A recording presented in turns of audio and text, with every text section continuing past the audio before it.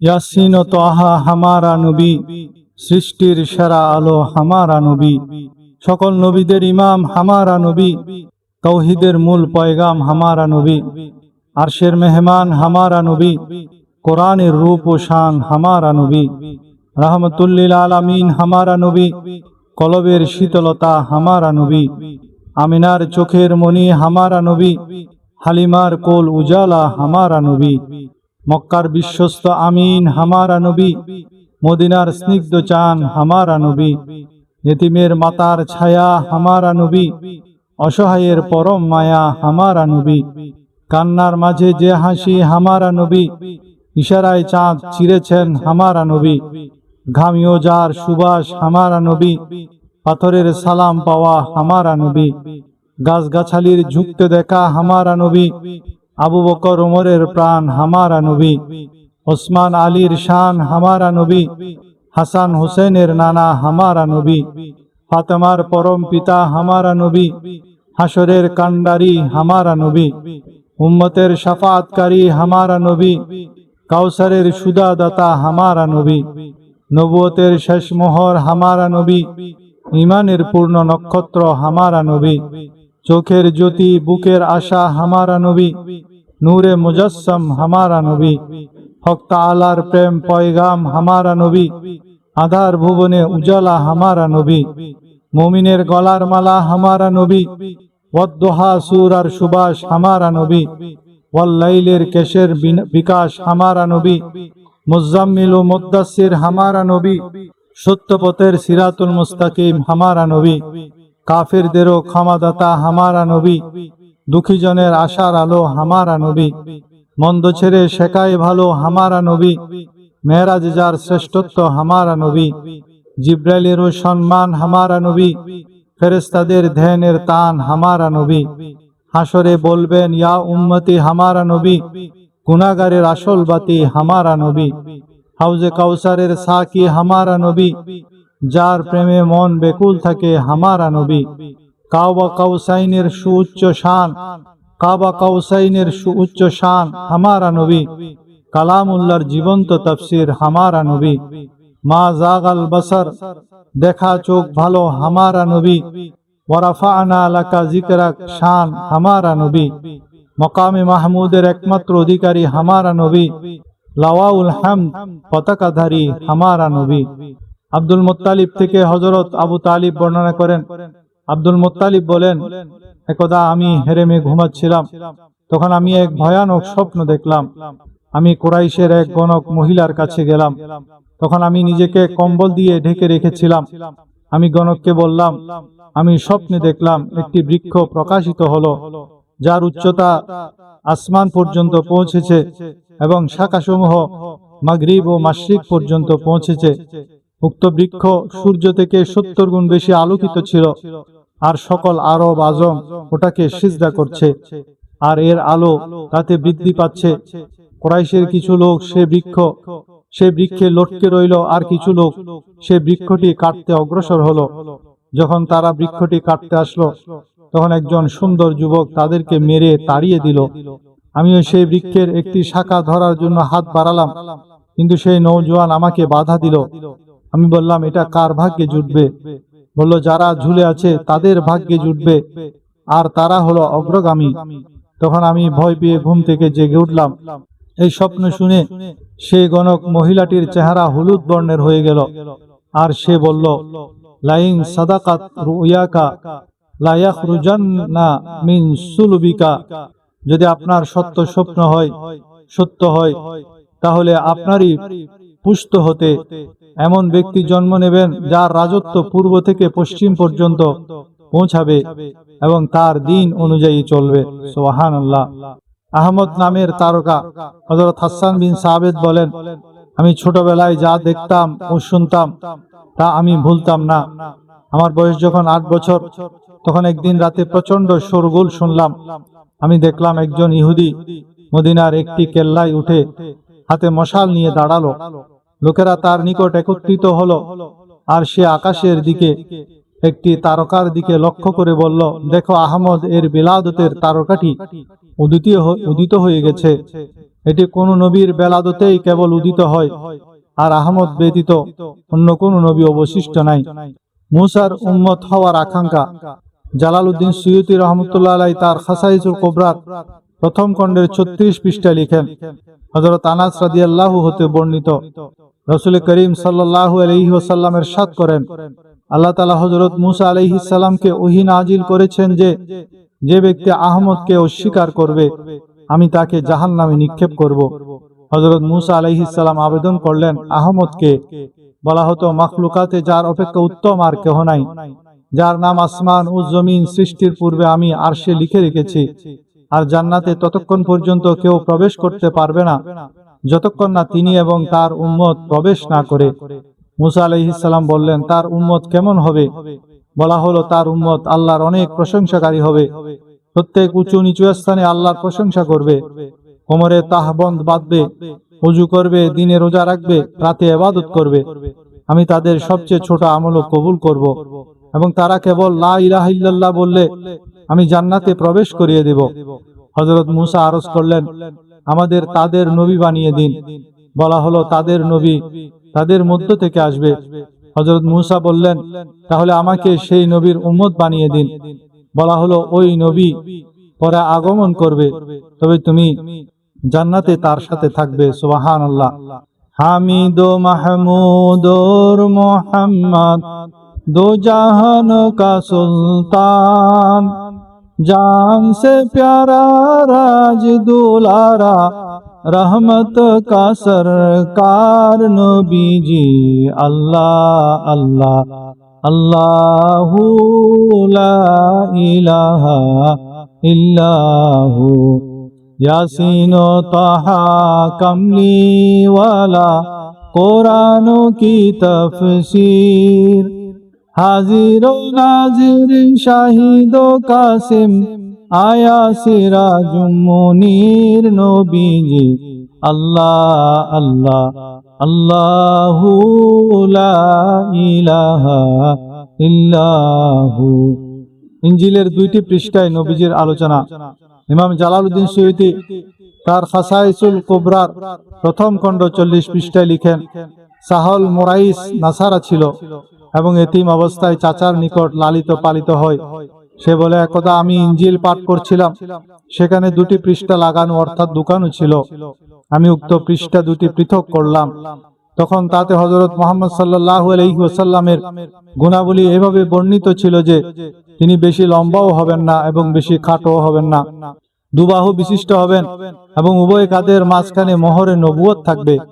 সদকা গ্রহণ করবেন না, গাদা ও খচ্চরে আরোহণ করবেন, বকরির দুধ দহন করবেন, তালিযুক্ত পোশাক পরিধান করবেন। তিনি হযরত ইসমাইল এর বংশধর হবেন এবং তার নাম হবে আহমদ। এটা যখন পড়ছিলাম তখন আমার চাচা এসে পড়েছেন। আমার হাতে এই পৃষ্ঠা 2টি দেখে আমাকে বকা দিলেন আর বললেন, এই পৃষ্ঠাসমূহ কেন খুলেছ? আমি বললাম, এতে আহমদ নবীর নাম উল্লেখ রয়েছে। তিনি বললেন, তিনি এখনো পর্যন্ত আবির্ভাব হয়নি। তাওরাতে নবীর নামে চুমা খাওয়া। ইমাম জালালউদ্দিন সুয়ুতী রহমতুল্লাহ আলাইহি তার খাসাইসে কুবরা প্রথম খণ্ডের 42 পৃষ্ঠায় লেখেন, বনী ইসরায়েলের এক ব্যক্তি 200 বছর পর্যন্ত আল্লাহর অবাধ্য ছিল। সে যখন মারা গেল, লোকেরা তার লাশকে আবর্জনার স্তূপে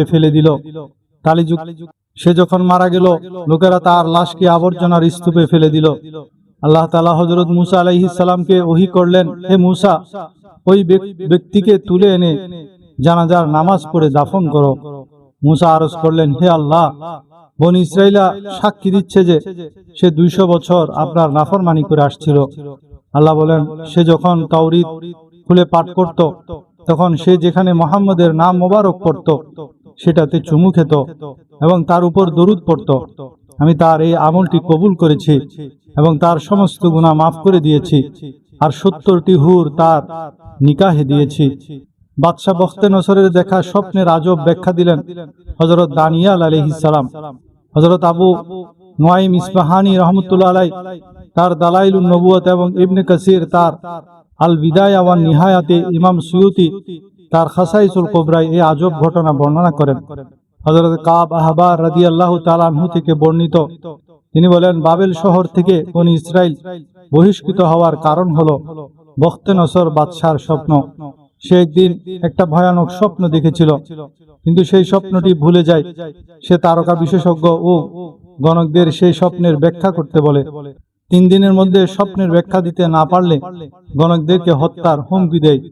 তখন হযরত দানিয়াল আলাইহিস সালাম তার জেলখানায় বন্দী ছিলেন। তিনি খবর পাঠালেন, রাজা কি স্বপ্ন দেখেছে তাও সে বলে দিবে, আর তার ব্যাখ্যা সে বলে দিবে। তখন হযরত দানিয়ালকে রাজদরবারে ডাকা হলো। তিনি রাজাকে সিজদা করলেন না।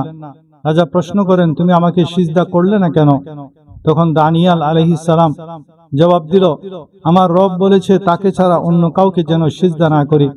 এখন আমি যদি আমার রবের কথা অমান্য করি, তাহলে আমার যে সেই স্বপ্ন আমি হয়তো ভুলে যাব। বখতে-নসর বলে, এবার তুমি আমার স্বপ্ন এবং তার ব্যাখ্যা বলো। হযরত দানিয়াল বললেন, আপনি স্বপ্নে একটি মস্ত বড় মূর্তি দেখেছেন, যার পা ছিল মাটিতে আর মস্তক ছিল আকাশে। তার উপরের অংশ স্বর্ণের, মধ্যের অংশ রূপার, নিচের অংশ লোহার, আর 2 পা পাথরের ছিল। এমন সময় আসমান থেকে একটি পাথর পতিত হয়ে সেই মূর্তিটি ধূলিসাৎ হয়ে গেল। তার স্বর্ণ, রূপা, লোহা, পাথর পরস্পর মিলে গোলাকৃতি হয়ে বড় হতে হতে পুরা পৃথিবী ভরে গেল।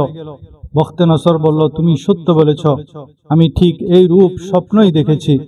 এবার এর ব্যাখ্যা দানিয়াল আলাইহিস সালাম বললেন, আপনার দেখা মূর্তি দ্বারা উদ্দেশ্য বিভিন্ন জাতি, স্বর্ণ দ্বারা বর্তমান কাল, রূপা দ্বারা আপনার পুত্রের জামানা, তামা ও লোহা দ্বারা রোম ও পারস্যের দিকে ইঙ্গিত করা হয়েছে, আর পাথর দ্বারা এমন 2টি জাতিকে ইঙ্গিত করা হয়েছে যাদের উপর 2 জন নারী রাজত্ব করবে, একজন ইয়েমেনে আরেকজন সিরিয়ায়।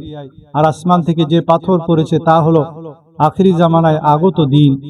আল্লাহ শেষ যুগে একজন নবী প্রেরণ করবেন, যার কারণে পৃথিবীর সমস্ত বাতিল দিন ও জাতির ওইরূপ অবস্থা হবে যা উক্ত প্রতিমার হয়েছিল। সেই দিন উক্ত পাথরের মতো প্রসারিত হবে এবং সমস্ত পৃথিবীতে বিজয় লাভ করবে। এভাবে বাতিলের স্থানে সত্য এবং গোমরাহির স্তরে হেদায়েত চলে আসবে। অজ্ঞরাও হয়ে যাবে জ্ঞানী, দুর্বলরা হবে সবল, অপদস্থরা হবে সম্মানিত এবং অসহায়দের সাহায্য করা হবে। বখতে-নসর এই ব্যাখ্যা শুনে মুগ্ধ হলো আর হযরত দানিয়ালকে বলল, তোমার চেয়ে বেশি ইহসান আমাকে কেউ করেনি, আমি তোমার ইহসানের যথাযথ বদলা দিব। সুবহানাল্লাহ।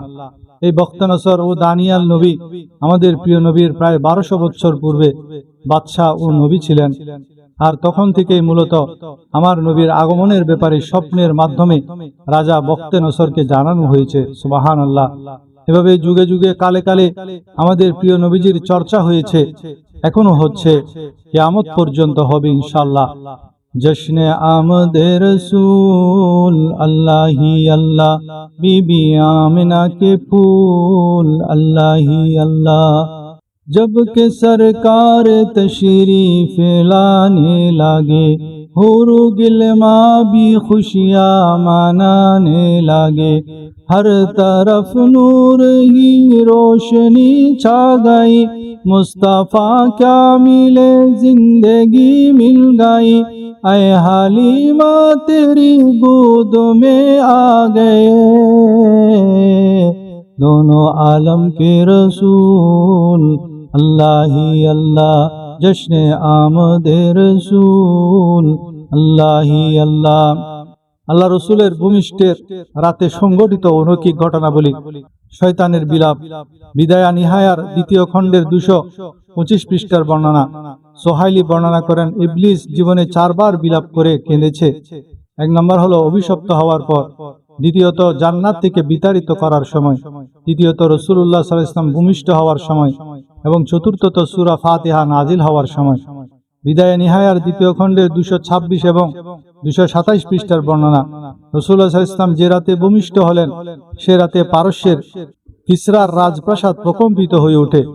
14টি গম্বুজ ভেঙে যায়, অগ্নিকুণ্ড নিভে যায় এবং 1000 বছরের মধ্যে কখনো যা নির্বাপিত হয়নি তাও নিভে যায়। সিরিয়ার ধর্মযাজক মুবিজান স্বপ্নে দেখেন যে কতগুলি উট কতগুলো ঘোড়াকে হাঁকিয়ে নিয়ে যাচ্ছে। তারা কি ঘোড়াগুলো দজনা নদী অতিক্রম করে তাদের জনপদ সমূহে ছড়িয়ে পড়েছে। এই ঘটনায় পারস্যের বাদশাহ কিসরা ভীত সন্ত্রস্ত হয়ে ওঠেন। তিনি দ্রুত একটি সভা ডাকেন। সভা চলাকালীন 1000 বছরের অগ্নিকুণ্ড নিভে যাওয়ার খবর আসে। এতে কিসরা আরো ভীত হয়ে যায়। এরপর মুবিজানের স্বপ্নে কথা শুনে আরো চিন্তা বেড়ে যায়। তখন আবুল মসিহ নামক এক পণ্ডিতকে এসব ঘটনা বলে তার ব্যাখ্যা জানতে চাইলেন, কিন্তু সে তার কোনো জবাব দিতে পারল না। তবে সে বলল, সিরিয়ায় আমার একজন বড় মাপের জ্ঞানী মামা আছেন, যার নাম হলো সাতি। তার কাছ থেকে আমি এর জবাব জানতে পারবো। তখন সম্রাট তাকে দ্রুত সিরিয়ায় প্রেরণ করেন। তিনি যখন মামা সাতিহের কাছে গেলেন, তখন সাতি মৃত্যু পথযাত্রী। তাকে সব ঘটনা বললে সে ব্যাখ্যা দিল। রাজপ্রাসাদ প্রকম্পিত হওয়া, অগ্নিকুণ্ড নিভে যাওয়া, ওট ঘোড়াকে তাড়া করা মানে হলো যখন তেলাওয়াত বেড়ে যাবে, মোটা ছড়িওয়ালারা আত্মপ্রকাশ করবে, সাওয়া হ্রদ শুকিয়ে যাবে, পারস্যের অগ্নিকুণ্ড নিভে যাবে, শাম থাকবে না, 14টি গম্বুজ ভেঙে গেল মানে হলো মাত্র 14 জন রাজা রানীর পর পারস্যের কর্তৃত্ব কেড়ে নেওয়া হবে, আর সে সময়টি অতি নিকটে এসে পড়েছে। একথা উচ্চারণ করে সাতি মৃত্যুর কোলে ঢলে পড়ে। আবু মাসি এসে কিসরাতে সাতি যা বলেছেন তার বিবরণ দেন। শুনে কিসরা বলে ওঠেন, তার মানে হলো আমার পরে 14 জন রাজা রাজত্ব করবেন। বাস্তবিকই পরবর্তী 4 বছরে পারস্যের সিংহাসনে বসেন। অবশিষ্ট 4 জন রাজত্ব করেন হযরত ওসমান রাদিয়াল্লাহু তাআলা আনহুর খেলাফত পর্যন্ত। ইমাম বাইজাবিও একই রূপ বর্ণনা করেন। পূর্বের কিতাবে আমার নবীর চর্চা সম্পর্কে আবু বকরের একটি ঘটনা। হযরত আবু বকর সিদ্দিক রাদিয়াল্লাহু তাআলা আনহু বলেন, রাসূলুল্লাহ সাল্লাল্লাহু আলাইহি ওয়াসাল্লামের নবুয়ত প্রকাশের পূর্বে আমি ব্যবসার উদ্দেশ্যে সিরিয়া গিয়েছিলাম। সেখানে এক লোকের কাছে আমি অবস্থান করি, যার বয়স ছিল 400 বছর। তিনি আমাকে দেখে বললেন, তোমাকে দেখে মনে হয় হেরেমে মক্কা থেকে এসেছো। আমি বললাম, হ্যাঁ। তিনি জিজ্ঞেস করলেন, তুমি কি কুরাইশ বংশের? আমি বললাম, হ্যাঁ। তিনি জিজ্ঞেস করলেন, বনি তাইম গোত্রের লোক? আমি বললাম, হ্যাঁ। এরপর তিনি জামা তুলে দেখাতে বললে আমি প্রশ্ন করলাম, আপনার উদ্দেশ্য কি? তখন তিনি বললেন, আসমানি কিতাবে লিখিত আছে যে হেরেম শরীফ একজন নবী প্রেরিত হবেন, তার 2 জন সহযোগী হবেন, একজন যুবক হবেন, আরেকজন জোয়ানির বয়স পার করবেন। যিনি যুবক হবেন তার বৈশিষ্ট্য হলো তিনি দ্বীনের নেশায় মশগুল থাকবেন, আর দ্বিতীয় জনের চেহারা চাঁদের ন্যায় উজ্জ্বল হবে এবং শারীরিকভাবে দুর্বল হবেন, আর তার পেটে একটি বিশেষ চিহ্ন থাকবে। আমি স্বীয় জামা তুললে তিনি আমার নাভির উপরে একটি কালো চিহ্ন দেখতে পেলেন। তিনি বললেন, কাবার শপথ, তুমিই সেই ব্যক্তি। অতঃপর তিনি আমাকে কিছু উপদেশ দিয়ে বললেন, আল্লাহ তাআলা তোমাকে হেফাজত করুন, হেদায়েতের প্রতি আগ্রহী হও এবং সেই দ্বীনের প্রতি মনোযোগী হও। যখন আমি সেই বুজুর্গের কাছ থেকে বিদায় নিচ্ছিলাম, তিনি আমাকে কতগুলো কবিতা দিয়ে বলেন, এই কবিতাগুলো সেই নবীর খেদমতে পেশ করবে। আমি যখন মক্কায় পৌঁছি, তখন রাসূলুল্লাহ নবী হিসেবে আত্মপ্রকাশ করেছেন। কুরাইশের নেতৃস্থানীয় লোকেরা আমার সাথে দেখা করতে আসলো। আমি তাদেরকে জিজ্ঞেস করলাম, তোমরা কি কোনো আশ্চর্যজনক ঘটনা দেখেছো? তারা বলল, আবু তালেবের এতিম ভাতিজা নবুয়তের দাবি করেছে। আমি এই খবর শুনে নবীজির সাথে দেখা করতে তার ঘরে গেলাম। নবীজিকে আমি জিজ্ঞেস করলাম, লোকেরা বলছে আপনি নাকি নবুয়তের দাবি করছেন, আপনার এই দাবির পক্ষে কি কোনো প্রমাণ আছে? তখন নবীজি বললেন, সেটিই প্রমাণ যা সিরিয়ার বৃদ্ধ লোকটি তোমাকে বলেছিল। আপনি কোন বৃদ্ধের কথা বলছেন? তিনি বললেন, আমি সেই বৃদ্ধের কথা বলছি যে তোমাকে কিছু কবিতা দিয়েছিল আমাকে দেওয়ার জন্য। আমি বললাম, হে আমার বন্ধু, এ ব্যাপারে আপনি কিভাবে অবহিত হলেন? তিনি বললেন, আমাকে সেই ফেরেশতা বলে দিয়েছেন যিনি আমার পূর্বে আম্বিয়াদের উপর ওহী নিয়ে আসতেন। তখন আমি তার হাত মুবারক ধরে বললাম, আশহাদু আল্লা ইলাহা ইল্লাল্লাহু ওয়া আনতা রাসূলুল্লাহ। সুবহানাল্লাহ। পূর্বের ধর্মে আমাদের নবীর চর্চার আরেকটি প্রমাণ হলো তুব্বা বাদশা তুব্বা বিভিন্ন এলাকা দখল করে যখন মদিনা মুনাওয়ারা পৌঁছে, তার এক সন্তানকে সেখানকার খলিফা নিয়োগ দিয়ে খলিফা নিয়োগ গিয়ে তিনি সিরিয়া এবং ইরাকের দিকে যাত্রা করেন। তখন মদিনাবাসীরা তুব্বার সন্তানকে হত্যা করে। তখন তুব্বা শপথ করে মদিনাবাসীদেরকে হত্যা করবে। তাই সে মদিনায় আবার আগমন করে। মদিনায় আসার পর তুব্বা বাদশার ঘোড়াটি মারা যায়। তখন তার সাথে থাকা ইহুদি আলেমরা বলেন, এই শহর আল্লাহর হেফাজতে সংরক্ষিত রয়েছে, এটাকে কেউ ধ্বংস করতে পারবে না, কারণ আমরা আমাদের কিতাবে পড়েছি এটা হবে শেষ নবীর হিজরতের স্থান। তুব্বা বাদশা এই কথা শুনে মদিনায় আক্রমণের সিদ্ধান্ত পরিবর্তন করে নিলেন। বরং তিনি তার সাথে থাকা 400 ইহুদি আলেমের জন্য মদিনা শহরে দালান বানিয়ে দেন এবং শেষ নবী আসলে তিনি যেন থাকতে পারেন তার জন্য একটি আলিশান দালান নির্মাণ করে দেন। তারপর তুব্বা বাদশা শেষ নবীর উদ্দেশ্যে একটি চিঠি লিখেন, যার মাধ্যমে তিনি শেষ নবীর প্রতি নিজের ঈমানের কথা জানান। একজনকে হুজুরের সে দালানের কেয়ারটেকারের দায়িত্ব দেন। রাসূলুল্লাহ সাল্লাল্লাহু আলাইহি ওয়াসাল্লাম যখন মদিনায় হিজরত করেন তখন তার বাহনটি সে আলিশান দালানের সামনে গিয়ে থামেন এবং নবী করিম সাল্লাল্লাহু আলাইহি ওয়াসাল্লাম সেই ঘরের মধ্যেই অবস্থান করেন যে কয়েক শত বছর আগে তুব্বা বাদশা নবীজির জন্য নির্মাণ করেছিলেন। তখন সেই ঘরের কেয়ারটেকার ছিলেন হযরত আবু আইয়ুব আনসারী রাদিয়াল্লাহু তাআলা আনহু, যে নবীর শান মানের ডঙ্কা হাজার হাজার বছর যাবৎ বেজে আসছে। আমরা সেই নবীর উম্মত, কিন্তু আমাদের পেরেশানি দূর হয় না কেন? কারণ কি? 1 নম্বর কারণ হলো গুনাহের কারণে। গুনাহের কালো অন্তরে 3টি ক্ষতি হয়।